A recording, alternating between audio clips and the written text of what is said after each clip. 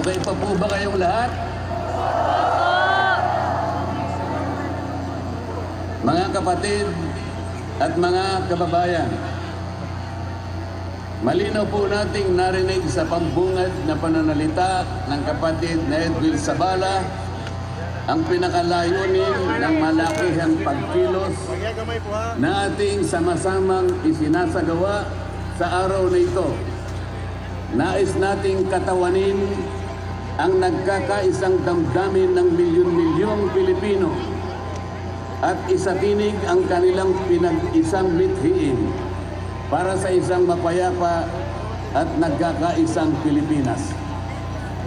Kaugnay nito, binanggit din po ang ating kagustuhan na ipaalam sa mga opisyales ng ating pamahalaan ang ninanais at pinapangarap na maayos at epektibong paglilingkod at paglutas sa lumalalang kahirapan na pinalubhapan ng katiwalian at korupsyon, kalamidad, kriminalidad, bangayang pampolitika at iba pa.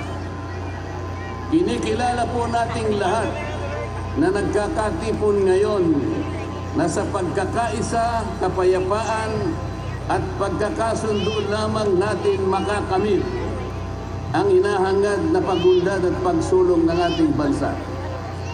Sa bahagi po naman ng kapatid na Romel Topacio, tinindigan ng pagtitipong ito ng Iglesia ni Cristo ay konkretong kahayagan ng suporta sa naunang pahayag ng Pangulong Bongbong Marcos na hindi sasang-ayon sa isinusulong na impeachment laban kay Vice President Sara Duterte.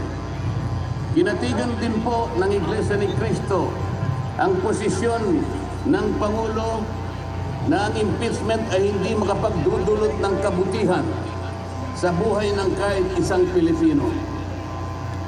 Hindi lamang ito pag-aksaya sa oras ng pamahalaan, kundi makakahadlang din sa pagre-resolba sa marami at pangunahing problema ng bansa.